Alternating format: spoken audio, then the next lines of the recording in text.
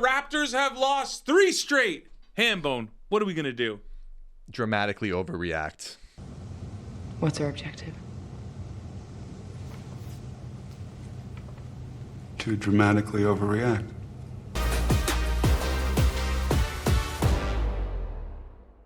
This is Basketball Island. Hein, Hambone, Wes, Fab. Things have really changed from a week ago where we were very optimistic after game 1, and since then, bad loss to the Bucks, bad loss to the Mavs, and then last night against the Spurs was just downright ugly. That game was over in the first half. Like, what is going on with this team? It feels like an identity crisis. I don't jive with what I'm seeing at all. I like defense. I like grit. I like toughness. We're not seeing any of that right now. Some of the defensive lapses and breakdowns and apathy is just, it's actually kind of mind-boggling. It's extremely disappointing. I think it starts at the top. I think it starts with your best player. And I don't want to go at Scotty necessarily here, but there's a lot of things I don't like. Complaining about a call and getting backdoor cut by Najee Marshall, like getting lost in transition, complaining to refs. Like, it's just, there's a lot of things that just kind of just trickle down. And we knew that this team wasn't going to be, like, they didn't have the pieces that were going to be like the best defenders. Like IQ, below average. RJ Barrett, below average. Brandon Ingram, below average. Hold on. Let me just pause for a second. At the beginning, when we did our preseason episode, the consensus, I feel, was this could be a top 10 defense. That's like... And it hinges, in my opinion, on Jakob Poeltl, who I was going to get to. He looks broken. He looks broken. The back is stiff. Not a great way to start that season. But if you looked at that starting lineup, and you're just like, Scotty and Poeltl are the guys who are supposed to shore up all potential other deficiencies. And if Poeltl is like this, I don't know where they go from here defensively. Yeah, look, I think the ceiling or the upside case of how the Raptors are going to play this year is you're hoping some of that defensive success they had at the end and the second half of last season is going to carry through into this year. I think that's what it took for them. And we talked about it on that first pod. We're saying, you had the stat with, top 10 defenses, how many of them end up making the playoffs. It is very concerning to see how little of that is translating. Now, we've talked about style of play having a big influence in terms of how some of these defensive lapses are happening. But I think without a doubt, anybody who's watched these first 4 games, you're looking at that end of the floor, you can't see anything past it. That's the number one thing you see. Any success they have on the offensive end, it doesn't matter right now. That is like flashing red lights. There's nothing else that matters more than all these like free baskets they're allowing. I'm disgusted watching it. Like, it's actually it actually hurts my soul to watch. It's pretty ugly, but I do think things are correctable. I mean, you're kind of going at Scotty, but he's actually been probably their best player defensively. I understand there's some lapses, but Emmanuel quickly is getting carved at the point of attack. You alluded to Poeltl offering no rim protection. The problem is when he's out, it's Mamu in, and he's not offering any rim protection either. But I do think Darko has to adapt his scheme a little bit here because it's super aggressive to the point that they're not even keeping players in front of them. You're scrambling because you're trying to pressure so much that they're getting paint touches. They're getting open dunks, open layups. The layup line and the dunk line in the Mavericks game was insane. This is an NBA game. You can't just give up paint touches every time down the floor. So there are many egregious examples of bad defense across the board. Why I nitpick Scotty is that he is undoubtedly the best defender on the team. Understood. And it's not just like, it's not for a lack of like physicality, what he brings, like his tools that he has, that he employs. It's the immaturity level that I think if you're the leader, you're year 5 in a max contract, you're supposed to be the guy that holds the defense together. It's imperative on you to do things correctly. Disciplined. Take it seriously, man. I'm sure he does. It's just what we see on the floor is just a level of immaturity that I don't like. And if you have other guys on the floor who lack defensive chops, which is what we're seeing, like Ingram's defense, not great, man. A lot of happy feet. You said Quickly. Quickly's been a big sore point for a lot of Raptors fans and whatnot. And I can see why. Like, if you're not banging threes and not playing defense, that's a problem.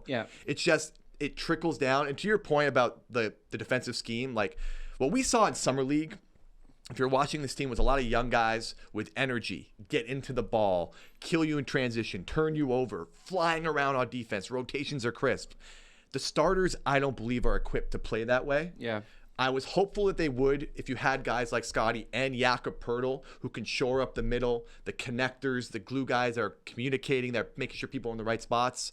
We are not seeing that right now, and it's leading to what we've seen thus far, which is just hemorrhaging points in the paint. So, okay, and going into last night, I think they were the third worst points in the paint. Actually, last night wasn't even that bad. I think it was only 40 or 42, so kind of skewed the numbers because small sample size. But yeah, the eye test is showing that exactly. It's a layup line for everybody. How do you fix that? Well, I mean, I was just going to add to that. I was going to show you some of the No, I don't, but like, No, go ahead. Go ahead. No, Wes. I'm just like, I mean, the data speaks for itself. Like, it doesn't matter what the fix is. My point is that anybody that's allowing the third most shots at the rim, second most corner threes, those are the exact type of shots that every competent defense in the NBA is trying to take away as much as possible. What's the solution? That's on Darko and the coaching staff to figure out how they're going to set up their defense for more success.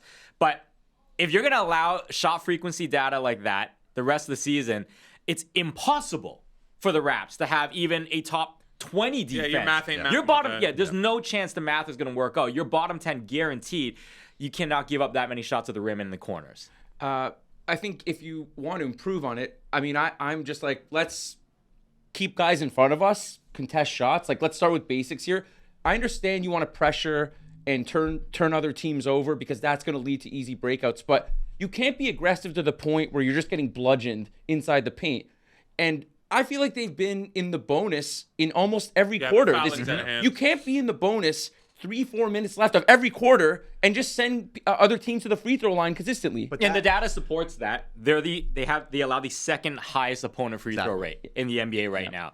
So it's just like impossible for you to get ahead if they're at the line literally 4 minutes to go every single But time. you're employing a system that's like meant on being aggressive defensively with players who are ill-equipped to do so. But do you have to play that system because your players are ill-equipped to defend one-on-one, and you need to sort of a little bit of chaos because you have so many weak points defensively? So that's a great question. So I think Nick Nurse employed a similar style with the Raptors when you had Gary Trent like leading the league in steals. Yeah, but the thing is with that team is that you had defensive players, players who were good at defense across the board. You had Pascal, you had Fred, you had OG, and you can get away with your weakest link on defense to be a little more aggressive to hide his deficiencies. What I'm seeing right now is multiple players with deficiencies, and your best defenders aren't doing what they're supposed to do. I'll give Yak the benefit of the doubt with his back. It sucks that he starts the year with a sore back like this. Like, that's not ideal for the situation.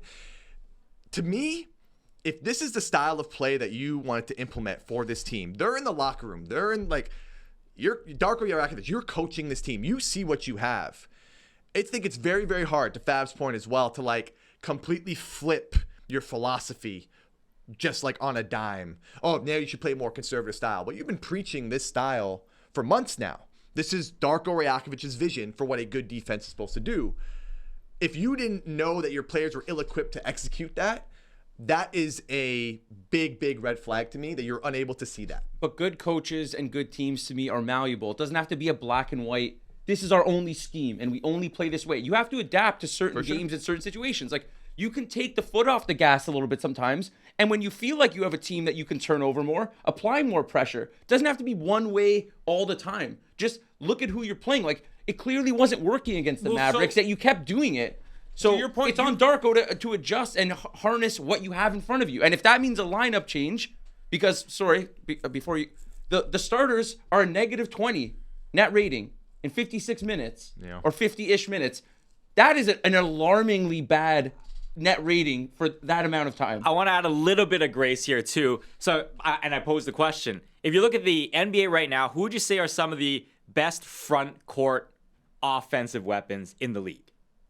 Front court scoring options. Victor Wembanyama, Wemby, Giannis Antetokounmpo. Giannis. Yes. So you're not going to play these guys every night. AD, okay, is one of the best scoring big men out there. So what I'm just saying is, I'm not excusing, and I'm not saying they deserve any grace for how they're playing on defense, but you're running into three of the most dangerous front court scoring options. The whole league's got talent. You're always going to get good guys. But it's just the timing is bad. When you have a guy like Yak who looks literally like a pylon out there, you're putting the team You're evaluating the team in the worst possible circumstances, as opposed to why did the Hawks game go so well? Because their strength is on the perimeter. They don't really have an imposing. Jalen Johnson's obviously very strong, but not as imposing as these last 3 front court guys that they had. So like, it's very exasperated, especially with Yak in the form he is. To Fab's point, and he mentioned it in the group chat yesterday, they sort of, the start of that third quarter, which is probably when they look the best other than that run in the fourth, they sort of did change their philosophy defensively.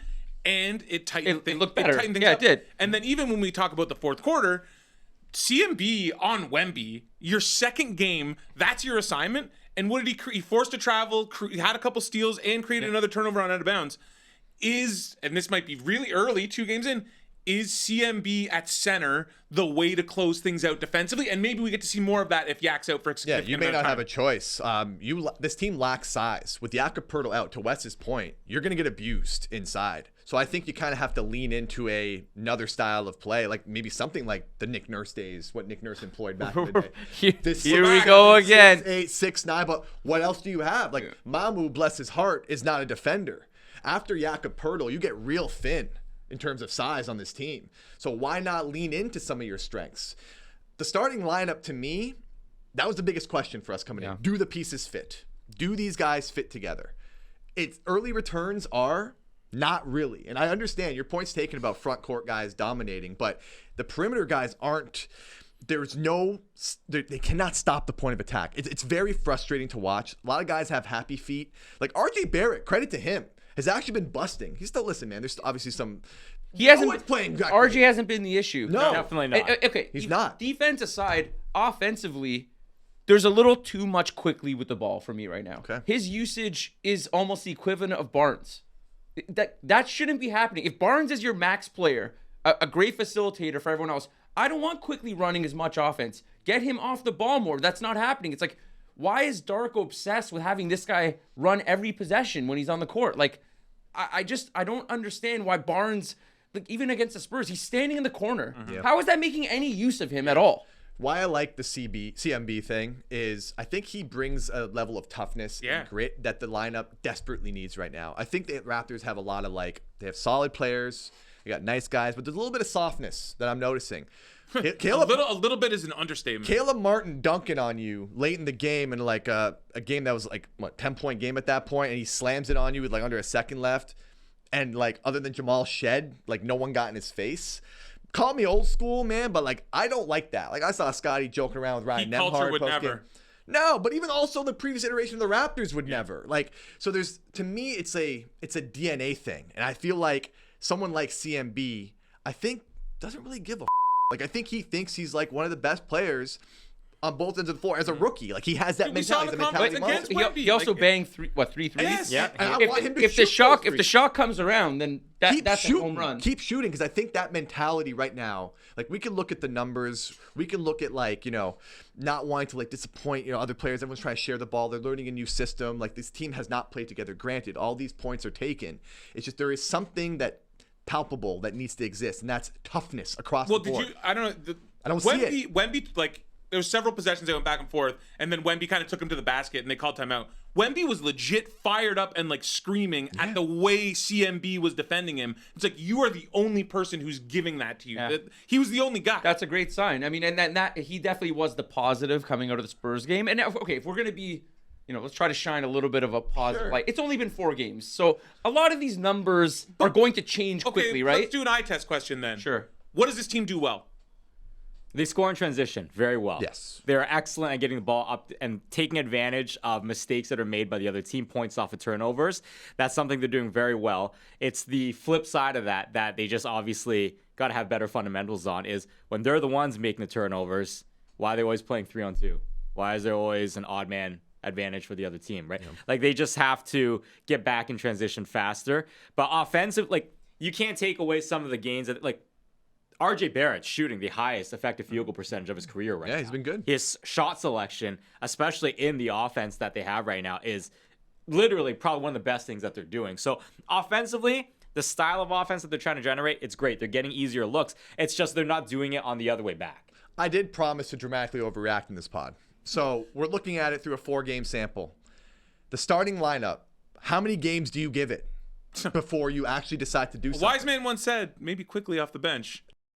I look at quickly as a guy who would maybe be better coming off the bench, and then you put the ball handling between Scotty and RJ. You said quickly off the bench. You don't pay someone $40 million a year. No, I don't. Come on, Play him I off had the to laugh at that. Dude, You did say Yeah, that. and, You did say let's- that. yeah. Have it. Wow, this is tough. This is tough. might be You don't right. have it. You So might be right. that's a great point. However, there's more to balance here. There are egos. There is value. There's $32.5 million off the bench. that's the thing. So to me, the transitional lineups that when you bring in, like, are you going to do some Luis Scola, Keith Bogan's S type where you're starting the starting lineup, you pray you tread water, and then you start bringing in lineups that fit more. Like, you might need guys like Jamal Shed off the bench quicker, Ochai Agbaji off the bench quicker, because they're willing to do the little things. They're connectors. They're willing to do the things that I don't believe the starting lineup as currently constructed is willing to execute. You need that balance. Like, we were talking on the subway right here. Like OKC's got Lou Dort. Like, they got guys who do stuff. Indy had Aaron Nesmith. Glue guys, connectors. Who is that on the Raptors? Who's doing the dirty work? I think they could be have CMB. plenty of those. Yeah, they have lots of glue guys. I don't think they have not the starting. No, not starting. The bench is filled with guys who do that. Exactly. So the transitional lineups have looked the best to me. Yeah, they have. So okay, let's if this continues this way, Darko can't play the political game and say, well, he makes 32 million and he makes 40 million. At that point, if you keep losing, you're coaching for your life and your future head coaching value. So you can't just at a certain point, man, you either have to be brave and make bold decisions, or you're going to be gone too. But true. this is a bigger question, though, of like, does Darko even have the pull or the clout to Does he have go the and green say, light? I am putting quickly to the bench? Because then at what point does management say, no, then you're at not? that point, the franchise is screwed. If a coach can't even properly set his own starting But that's- lineup, then what are we talking But isn't that about? the nature of the NBA, though? And I think not with good franchises. I don't think Rick Carlisle has a mandate No. from ownership to say bench and him. if he did, he would be out the door. That's what I'm saying. Yeah. There are a lot of politics involved with decisions like that. Like, whether we want to admit it or not. I'm not advocating to bench anybody right now. I'm saying let's see how it plays out. But at a certain point, if it continues on a poor trajectory, you have to have some boldness. We knew the schedule would be tough. We knew this. Raptors going up against some front court monsters to start the year. The Rockets are coming into town. That's not an easy opponent. That's a battering ram. Yeah, like, you talk about the schedule. I just want to jump in and say, of the first 10 opponents that the Raptors have this season, how many of those opponents do you think have a win total projection worse than the Raptors? What is, Two? yeah, None? two. What, yeah, None? like one or two? Zero. Yeah. Yeah. Every single team is expected to be the same or better than the Raptors. So I don't think, look, we should overreact. I think that's fair, but you also have to set the expectation. Every one of these teams is supposed to beat them. So do they start 0-10? No, they're definitely going to start 0-10. But what I'm saying is these are all going to be tough matchups. There hasn't been a cakewalk matchup in the first 10 games. And this is a new, young team. The growing pains happen now, not at the end of the season. So this is kind of like a perfect storm. I'm okay. And it's very tough. I'm okay with losing games, but to me, it's how you lose them. Fair. That's a good I point. agree. And what they're not in these games, and what we're seeing is a lack of gumption, like across the board. Like, forget the fake comebacks that we saw against Dallas. No, and yes. The San Spurs game was Antonio. over in the first quarter. If you're coming out like that in the first quarter, that was the worst quarter of basketball I they think played the all year. second half against the Spurs was okay. Yeah, it they're was fine, okay. yeah. I mean, they cut it to 6 with 5 minutes left. So I mean, you weren't out of it. But then what happens? A breakdown on a pick and roll. Ingram doesn't know where to go. Barnes is open for a 3. Like it just breakdowns that I don't understand what they're even thinking or communicating defensively. Knowing what we know, as Wes laid out, the first 10 games, when is an appropriate time? Assuming the Raptors lose, let's say they come out of the first 10 like 2-8. I mean, 3-7. okay, at that point you probably need to be making changes, but it's 4 games, right? It's 4 games. Like let's see a little bit more here. It's just there's a level of immaturity, and again, to harp on it again, to bring it back, I do lay this blame at the feet of Scotty Barnes. You are 25 years old. I think he's been good. He's been really good. I'm just saying. I think he's not the issue right now. Okay, Yeah, I disagree with that. Yeah, too. I think him and RJ have been their best two I players. know what you're saying. There's validity to what you're saying. I'm just saying, like, he's had solid games. In that Mavs game, he was competing hard. Amazing. But he wasn't great in the Spurs game. And to me, it's just, and again, I understand that is a pretty outlandish take considering his numbers thus far. But if you watch the games, you watch the tape, He does amazing things across the board. His talent oozes out. His versatility, his strength. Like, you're like, oh my God, this guy can be one of the best players in the league. And then there's a lot of other that is very, very troublesome. And it's the same stuff we've seen the first 5 years of his career. It's a level of immaturity. It's things like, this is not even on the defense, this is the offensive end. Like waiting for a guy to catch up with you in transition before you dunk a ball. Like that's the equivalent of a player crossing the goal line. Yeah, so like, dropping the just ball. Be aggressive, attack. Just do the thing. Yes, yeah. Like, and it's just like, and I get it. Like, I get that's like, part of his flair. But when you lose and these things exacerbate losing, they don't look good to me. They don't look great at all. And I know it's a tough scene to like start chirping Scotty because of how good he has been in 3 of the 4 games. It's just, you are the leader of this team. You are the max player. There's a trickle down, whether we want to admit it or not. If he shows a little more professionalism on the court, I think that would help out the rest of the team.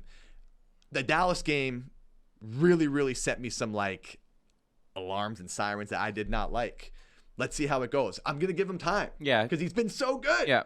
It's just the defense and the gumption and the professionalism disappointing. So, yeah, you talked about like laying blame and you think Scotty's the leader. Well, I lay blame at the leader who's the coach of the team.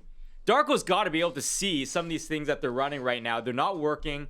Or you got to be able to get into the ears of your team members and be like, hey, this and this can't happen. This blow by can't happen. This laziness on transition can't happen. That's on Darko. Darko has to be the one getting his troops on the same page. The problem with running this type of game plan and strategy, everyone's head has to be on a swivel. Yeah. You can't have a single weak link. And that's on the coach, the coaching staff. They have to make sure everyone is on the same page. So I get you want to pinpoint a single individual player. This is an entire team problem. The Najee Marshall back cut while he was complaining to the refs, to me, will be ingrained in my mind for a long time. Here's a question. We are about to hit a period where we don't know, and Connor, update us with a graphic if we get an update on Yak before we post this. What sort of changes are made? Because they're going to have to be somewhat drastic if Pirtle's out for a significant amount of time. It's funny. RJ, I think, was the number one guy. People would say, oh, bring him off the bench, microwave score. He's been one of the better players in your starting lineup. Yeah. If assuming no egos, and again, we're willing to give more of a sample size, assuming money wasn't an object, everything was like, savory in that regard, I think quickly. How the turntables. Wait, hold on. I would prefer an apology from each of you individually or collectively. Hold on, I'm not giving you anything. I'm not prepared. So now you're taking theoretically your best shooter out of the lineup. Yeah. Not great. That's fun. It's a sad. Great. We're just gonna play rock fight ball. Hey man, but it might be better than what we're seeing. Listen, we need more. I need more time. It's 4 games. These stats are all going to change rapidly by the game. Mamu's going to be starting, right? It's not. There's no way they put CMB. I would say No, I would too, but I don't think they do that. Mamu will probably start. I think it'll be Mamu as well. I think you can hide a rookie in the starting lineup. I know a lot of teams do it. Like, you can just throw him in there if he struggles. He doesn't even need to be hidden. But I think it's clear. Him, yeah. He is the danger. It's clear that CMB will be closing these games though now. I think that's start him then. I don't know. I don't know. I mean, that's so early, man. No, I know, but with Yak out, this is the perfect opportunity. I know overreacting. We said we were going to overreact. Hambone set the table perfectly to start the pod. Based off of what we saw last night with him being able to go somewhat toe-to-toe with Wemby, I think he has earned the right to close out their next game, especially if Yak is going to miss significant time. I've managed to hold back what I wanted to actually say in this pod because it's very, very frustrating to watch these games. I hate watching the Raptors right now. No, well, not yet. It disgusts me, man. Okay, well, we have lots of time this season, right? So that's I'm sweating. Yeah, it's not good. Early turns are not good. Okay, not good. Yeah, without a doubt. What can we say? Like, I don't want to be negative. I don't want to be overly negative. But well, it's a little late for I don't want to be negative. The tape we're is 20 so bad. 20 plus minutes in here. The tape is once bad. again, man. It's 4 games. Like, let's see a handful of more games here, 5 to 10 more games. It's such a small sample of games, and they've had a tough schedule. Well, you promised that you would drastically overreact. Yes. So success. It's a stressful time. You did it, man. I want them to do well. We need a Toronto team to win. On that note, that's all for us. Catch us on YouTube, Spotify, Apple, wherever you get your podcasts. We'll see you next week.